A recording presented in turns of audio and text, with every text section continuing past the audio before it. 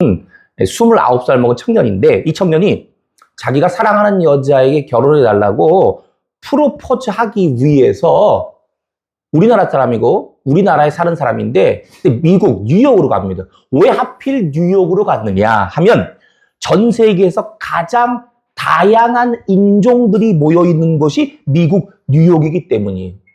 그러니까 무슨 말이냐면 자기가 사랑하는 여자에게 감동적인 프로포즈를 하기 위해서 조금 전 영상에 나온 것처럼 전 세계의 사람들을 동원시킨 거예요.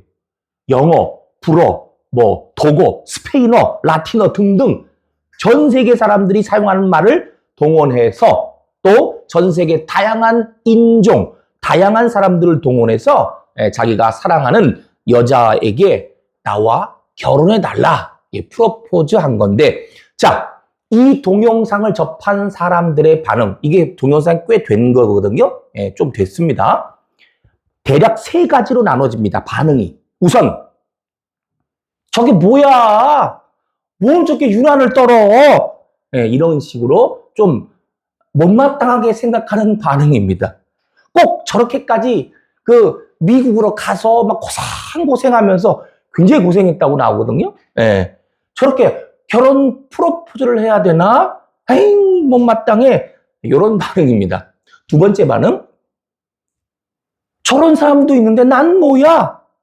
이런 식으로 자기와 비교하는 반응입니다. 요거는 주로 이제 이미 결혼하신 그 여자분들의 반응이에요.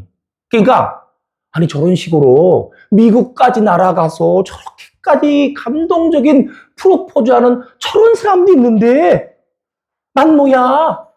우리 남편은 저런 감동적인 프로포즈는 고소하고 따뜻한 말 한마디가 없어. 이런 반응이에요. 마지막 3번째 반응. 저 남자 어떻게 됐을까? 결혼했을까? 그리고 저 여자는 얼마나 이쁠까? 얼마나 이쁘게 생겼을까? 이런 식으로 이제 궁금한 거는 못 참겠다. 이런 반응인데, 미국까지 가서 프로포즈 영상을 만든 그 청년, 결국엔 결혼에 골인했을까요? 여러분들 속으로 잘 됐다 그럴 줄 알았더니 이런 거 좀 남일에 이렇게 그러면 안 돼요. 근데 안타깝게도 결혼에 골인했다고 합니다. 결혼에 골인했대요. 그리고 혹시나 아니 도대체 그 여자가 얼마나 이쁘게 생겼길래 이런 궁금증을 갖고 계신 분들이 혹시 계시면 그거는 그 여자분의 사진 자료가 없기 때문에 저도 잘 모르겠습니다. 그것까지는 제가 모르겠어요. 자, 방금 전 동영상에 대한 사람들의 반응에 대해서 몇 가지 말씀드렸는데 세대 차이인지 아니면 문화 차이인지는 모르겠습니다만 어쨌든 솔직히 말씀드리면 저는 좀 닭살이 돋아요. 이걸 제가 이 설교 자료로 만들었고 제가 몇 번 봤는데 보면서 막 그냥 뭔가 견디기 힘든 좀 닭살이 돋더라고요. 굳이 저렇게까지 유난을 떨면서 프로포즈를 하고 결혼을 해야 되나? 솔직히 이런 마음이 있거든요. 자, 근데 오늘 본문에 보면 조금 전에 본 동영상보다 훨씬 더 닭살이 돋는 프로포즈. 아니, 닭살 돋는 정도가 아니라 온몸에 소름이 돋는 전율이 일어나는 강렬한 프로포즈가 나와 있습니다. 그 프로포즈의 주인공은 여호와 하나님이십니다. 그리고 그 프로포즈를 받는 대상은 이스라엘 백성들과 그리고 저와 여러분이에요.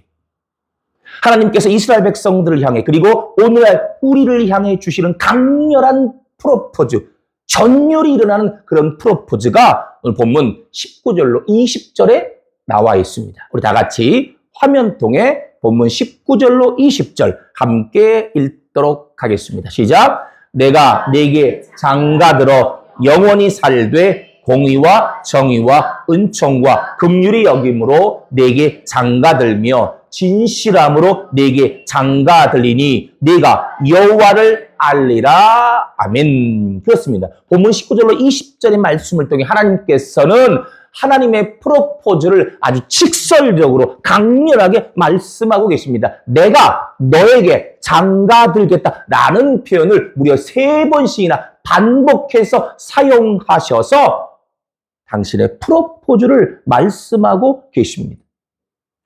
이러한 하나님의 프로포즈에는 다음과 같은 2가지 메시지가 담겨 있어요. 첫째, 우리를 향하신 하나님의 무한하신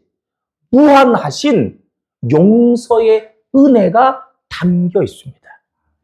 다 같이 화면 통해 오늘 본문 바로 앞장인 호세아 1장 2절 함께 읽도록 하겠습니다. 시작.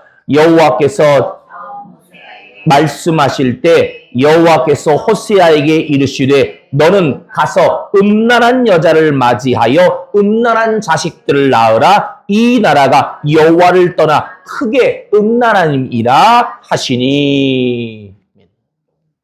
여러분, 지금 읽은 호세아 1장 2절은요, 오늘 본문 호세아 2장 14절로 23절의 배경이 되는 말씀이에요. 지금 읽은 이 호세아 1장 2절 말씀 여러분 이해가 되십니까? 하나님께서 당신의 선지자 호세아에게 결혼하라고 말씀하시는데, 그런데 누구와 결혼하라고 말씀하십니까? 너는 가서 어떤 여자를 맞이하여? 음란한 여자를 맞이하여. 음란한 여자와 결혼하라고 말씀하십니다. 그걸로 끝이 아니에요. 그 다음 음란한 여자를 맞이하여 그 다음 음란한 자식들을 낳으라고 말씀하십니다. 그래서 실제로 호세아 선지자는 디블라임의 딸 고멜이라는 여자와 결혼을 하는데요. 디블라임은 호색, 쾌락 이런 뜻이고요. 그리고 고멜은 완벽한 음란이라는 뜻입니다. 그러니까 호세아 선지자는 정말로 음란한 여인을 아내로 맞은 거예요. 하나님의 말씀대로 음란한 여자와 결혼을 한 거예요. 여러분, 당신의 뜻을 전달하고 선포하는 선지자에게 음란한 여자와 결혼을 하라는 이 말씀, 하나님의 이 말씀 이해가 되십니까? 도대체 무엇 때문에 하나님께서는 음란한 여자와 결혼하라는 도저히 납득할 수 없는 이런 말씀을 하신 걸까요? 그 이유가 무엇이겠습니까? 그 이유는 2절 맨 마지막을 보면 알 수 있습니다. 자, 호세아 1장 2절 맨 마지막을 보세요. 이 나라가 누구를 떠나 크게 음란함이니라? 하나님 여호와 하나님을 떠나 크게 음란함이니라. 이스라엘 백성들이 하나님의 백성들이 하나님을 떠나 버렸기 때문이에요. 하나님의 백성들이 하나님을 떠나서 다른 신을 찾았다는 겁니다. 하나님의 백성들이 하나님을 떠나서 우상 숭배를 했다는 거예요. 하나님의 백성들이 하나님을 떠나서 방탕한 생활을 했다는 겁니다. 그래서 하나님께서는 그렇게 떠나버린 당신의 백성들을 깨닫게 하시려고, 그들의 잘못을 깨닫게 하시려고 선지자 호세아에게 음란한 여자와 결혼하라고 말씀을 하신 겁니다. 하나님의 백성들은, 나의 백성들아, 선지자 호세아의 그 결혼을 너희들이 똑똑히 지켜봐라. 선지자 호세아가 결혼한 모습을 똑똑히 지켜봐라. 선지자 호세아가 결혼한 그 아내의 모습을 보아라. 그 모습이 바로 너희의 모습이다. 선지자 호세아가 결혼한 음란한 아내의 모습, 그 모습이 나 여호와를 떠나 방탕한 생활을 하고 있는 바로 너희들 자신의 모습인 것이다. 아주 엄중하게 경고하고 문책하고 계신 겁니다. 자, 그런데요, 하나님의 말씀은 이처럼 아주 엄중한 경고와 문책의 말씀으로 끝나지 않습니다. 당신의 백성들을 향한 하나님의 엄중한 경고와 문책의 말씀은, 잘 들으세요, 이스라엘 백성들, 당신의 백성들을 향한 무한한 용서의 말씀으로 연결되고 있습니다. 즉, 호세아 1장 2절에 나온 경고와 문책의 말씀은 오늘 본문 19절로 20절로 연결되고 있는 거예요. 그러니까 하나님께서는 하나님을 떠나 우상 숭배하며 방탕하게 생활하고 있는 백성들을 향해 경고와 문책의 말씀을 하시면서 노를 바라시면서 이제 끝이다. 나는 다시는 너희들을 보지 않겠다. 하시는 게 아니라 그럼에도 불구하고 나는 너희와 결혼할 것이다. 그럼에도 불구하고 나는 너희와 함께 있을 것이다. 그럼에도 불구하고 그래도 나는 너희들을 용서할 것이다. 받아들일 것이다. 정말로 이해가 되지 않는 한이 없는 무한한 용서의 은혜를 말씀하고 계신 겁니다. 1956년 미국 사회를 발칵 뒤집어 놓은 사건이 있었습니다. 명문 휘튼 대학교를 수석으로 졸업한 짐 엘리엇을 비롯한 5명의 크리스천 젊은이들이 남미 에콰도르의 아우카 부족에게 복음을 전하기 위해 에콰도르로 들어간 뒤에 실종됐어요. 아우카족은 그들과 접촉해서 살아남은 백인들이 단 한 명도 없을 정도로 그 당시 남미 전체에서 가장 사나운 부족이었는데, 근데 엘리엇과 그의 친구들은 오직 영혼 구원이라는 한 가지 목적만 가지고 아우카족 선교를 계획하고 실행에 옮겼습니다. 그들은 에콰도르의 전진 기지에서 경비행기를 타고 아우카족이 살고 있는 그 정글 지역 속으로 들어가서 바구니에 성경책과 선물을 담아서 이렇게 내려줬습니다. 그리고 며칠이 지나서 그들을 아우카족 마을에 근접한 강가 모래톱에 비행기를 착륙시키고 걸어서 아우카족 마을로 들어갔어요. 근데 그 이후에 이들의 소식은 완전히 끊어졌습니다.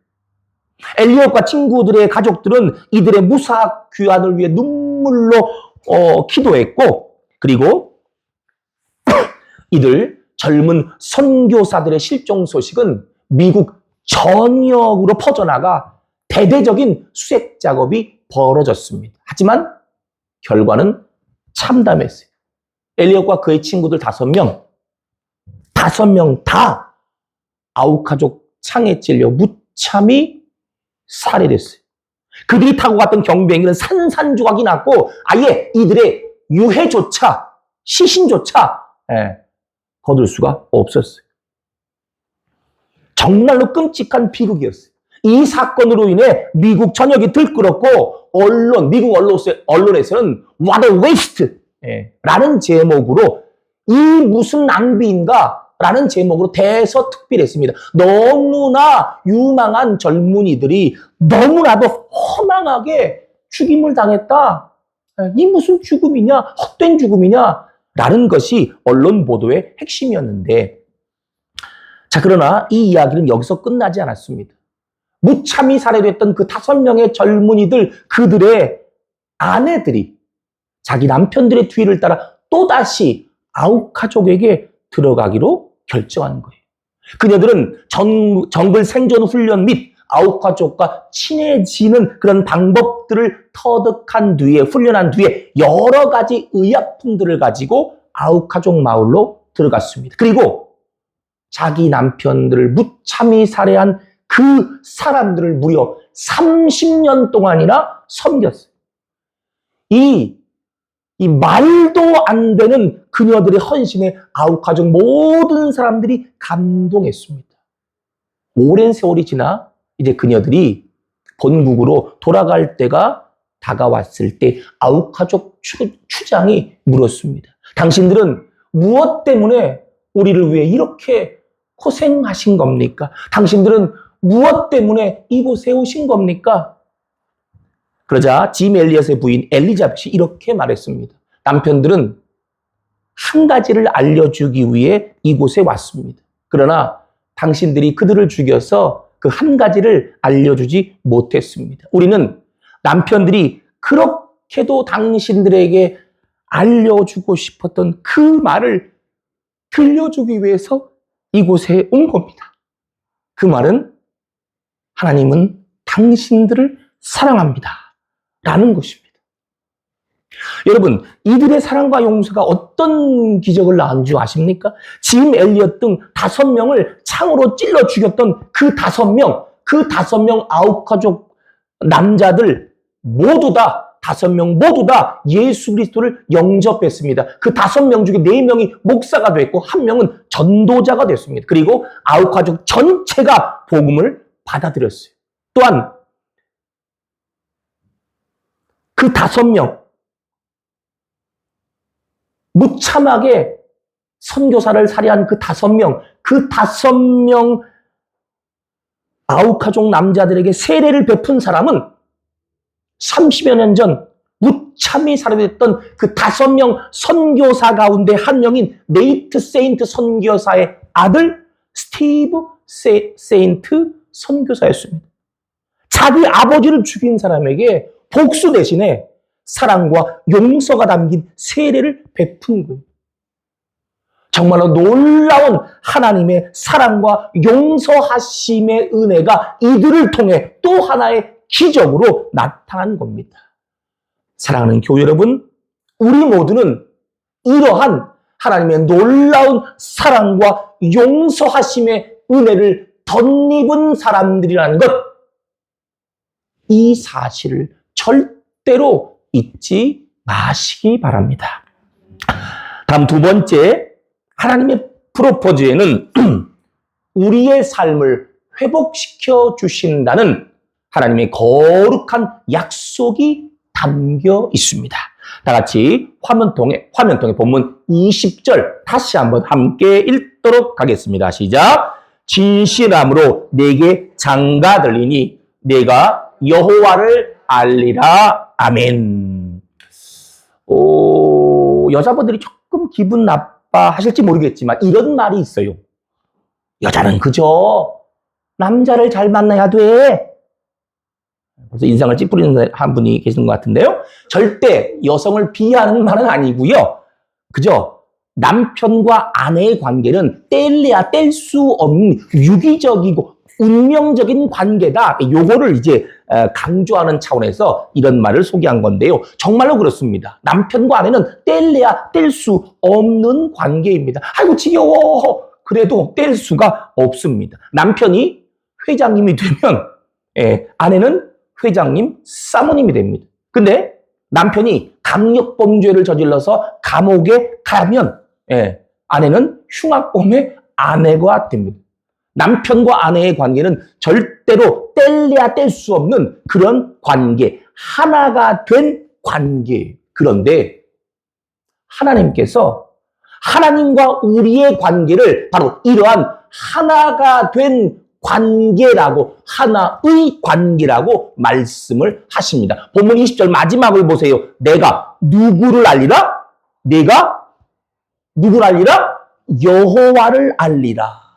여호와를 안다라는 것은 성경에 많이 나와 있는, 여러 번 나와 있는데 그 중에서 오늘 본문에 나온 이 말씀은 무슨 뜻이냐? 이 말씀은요, 하나님께서 너희와 내가 하나가 된 관계라는 것을 너희가 알도록 해주겠다. 조금 더 자세히, 너희들 신분이 나 하나님의 배우자라는 거, 너희들 신분이 하나님과 가장 친밀한 존재라는 거, 너희들 신분이 하나님과 뗄래야 뗄 수 없는 관계라는 거, 너희들 신분이 하나님께서 가장 사랑하시는 존재라는 거, 그거를 너희가 깨달을 수 있도록, 너희가 느낄 수 있도록 그렇게 너희들 삶을 회복시켜 주겠다. 너희들 삶을 구체적으로 바꾸어 주겠다. 하나님께서 약속해 주신 겁니다. 본문 21절로 23절에는요, 이러한 하나님의 약속이 다시 한번 구체적으로 나타나 있어요. 자, 화면 띄워주세요. 그 다음 화면. 자, 긴데, 여기에는요, 이게 무슨 말씀이지? 물론, 복주심의 말씀인데, 저기 보면 중요한 서술어가 3가지가 나와 있어요.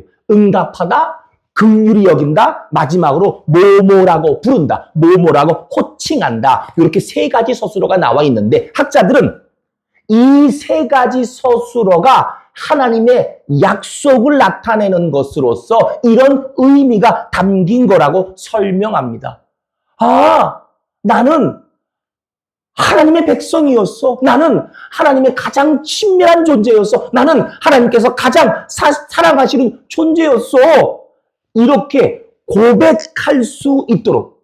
그 전까지는 그렇게 고백할 수 없었는데, 그런데 그렇게 고백할 수 있도록, 너희가 그렇게 고백할 수 있도록 하나님께서 너희의 삶을 회복시켜 주시겠다라고 약속하시는 것이다 라는 거예요. 하나님의 약속의 말씀인 것입니다. 교우 여러분, 우리의 삶을 회복시켜 주신다는 하나님의 약속에 대해 우리의 삶을 구체적으로 바꾸어 주신다는 이 거룩한 약속에 대해 다 같이 아멘 하셔야 돼요. 우리의 삶을 회복시켜 주신다는 하나님의 약속에 대해 우리의 삶을 구체적으로 바꾸어 주신다는 이 거룩한 약속에 대해 믿으시기 바랍니다. 온몸의 근육이 점차 이 힘을 잃고 사라져가는 근육 디스트로피라는 희귀 질환으로 4살 때부터 고생하던 사람이 있었어요. 이재왕이라는 시인인데 이 사람은 단 한 번도 자기 힘으로 일어서지 못했습니다. 밥을 먹고 얼굴을 씻고 화장실 가고 이런 것까지 다른 사람의 도움을 받아야 하는 중증 장애인이었어요. 예.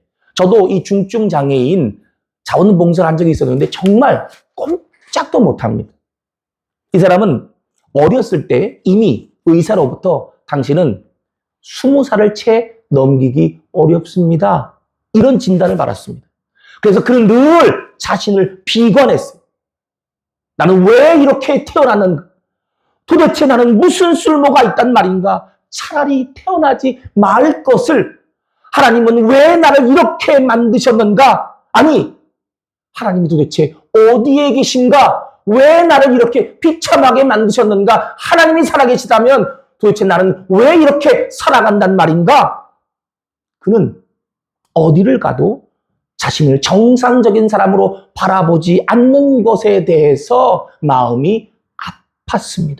그는 늘 이웃에게 침이었고 환자였습니다. 그래서 자기 자신을 한없이 미워했고 하나님에 대해서 마음을 열지 않았습니다.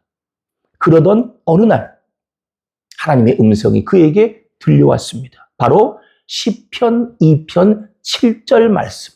내가 여호와의 명령을 전하노라. 여호와께서 내게 이르시되 너는 내 아들이라. 오늘 내가 너를 낳았도다. 오늘 내가 너를 낳았도다. 바로 이 말씀이었어요. 자기 자신도 이웃도 주변의 모든 사람도 하나같이 다 그를 쓸모없는 사람으로 바라봤습니다. 도움이 될 수 없는 사람으로 여겼습니다. 그 누구도 가까이 찾아오지 않았습니다. 그런데 하나님께서 그에게 찾아오셨습니다. 그리고 너는 내 아들이라고, 너는 하나님의 가장 친밀한 존재요, 하나님께서 가장 사랑하시는 존재라고 말씀해 주셨습니다. 내가 너의 삶을 회복시켜 주시겠다고 하나님의 프로포즈를 말씀해 주신 겁니다.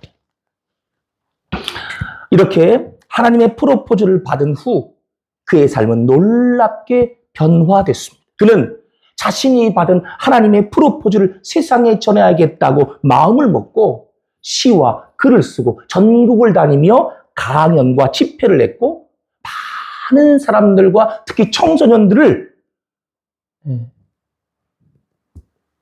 이재왕 씨의 글과 이 강연을 통해서 주님께 돌아왔어요. 이렇게 하나님의 사랑, 하나님의 프로포즈를 사람들에게 수없이 전하다가 2000년 4월 이재왕 씨는 33살 주님과 같은 나이로 하나님의 부름을 받으셨습니다. 이재왕 시인 그는 천국으로 갔지만 우리는 그의 가슴 절절한 고백을, 신앙 고백을 지금도 들을 수 있습니다. 왜냐하면 그가 그날 그때 그 말씀을 통해 받은 그 은혜의 경험을 아름다운 찬양시로 남겼기 때문입니다. 바로 우리가 오늘 불렀던 찬양이지요. 너는 내 아들이라 라는 찬양입니다. 우리 시간 다 같이 찬양, 너는 내 아들이라 찬양 드리면서 오늘 주신 말씀 심령에 새기도록 하겠습니다.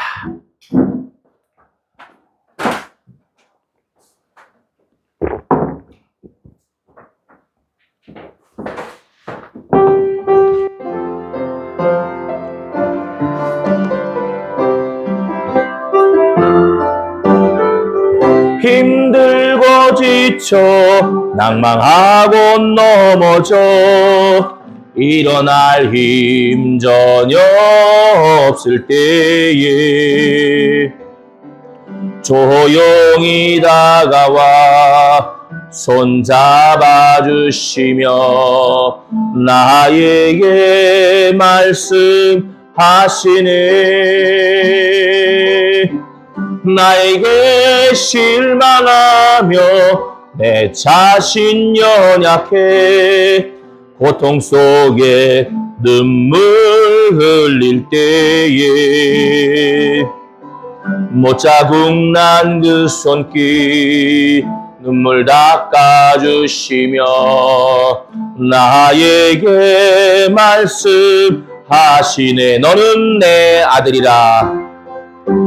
너는 내 아들이라. 오늘날 내가 너를 낳도다. 너는 내 아들이라. 나의 사랑하는 내 아들이라. 다시 한번 힘들고 지쳐 낭망하고 넘어져 일어날 힘 전혀 없을 때에 조용히 다가와 손잡아 주시며 나에게 말씀하시네. 나에게 실망하며 내 자신 연약해 고통 속에 눈물 흘릴 때에 못자국난 그 손길 눈물 닦아주시며 나에게 말씀하시네. 너는 내 아들이라. 너는 내 아들이라. 오늘날 내가 너를 낳도다. 너는 내 아들이라. 나의 사랑하는 내 아들이라. 언제나 변함없이 너는 내 아들이라. 나의 십자가 고통 햇산의 그 고통으로 내가 너를 낳았으니 너는 내 아들이라. 나의 사랑하는 내 아들이라. 기도하시겠습니다. 사랑과 은혜가 풍성하신 하나님, 오늘도 말씀을 통해 은혜와 깨달음을 주시니 진실로 감사드리옵나이다. 오늘 주신 말씀대로 하나님의 프로포즈에 담긴 두 가지 메시지 잊지 않는 저희들 모두가 되게 하여 주시옵소서. 우리는 하나님의 프로포즈를 받은 사람이라는 것, 하나님의 놀라운 사랑, 용서의 은혜를 덧입은 사람들이라는 이 사실 다시 한번 심령에 깊이 새기게 하여 주시옵소서. 또한 하나님의 프로포즈에는 우리의 삶을 회복시켜 주신다는 하나님의 거룩한 약속이 담겨 있다는 것, 우리의 삶을 회복시켜 주신다는 하나님의 약속에 대해 우리의 삶을 구체적으로 바꾸어 주시겠다는 이 거룩한 약속에 대해 믿음으로 바라보며 확신하는 저희 모두가 되게 하여 주시옵소서. 예수 그리스도의 이름으로 기도드리옵나이다. 아멘.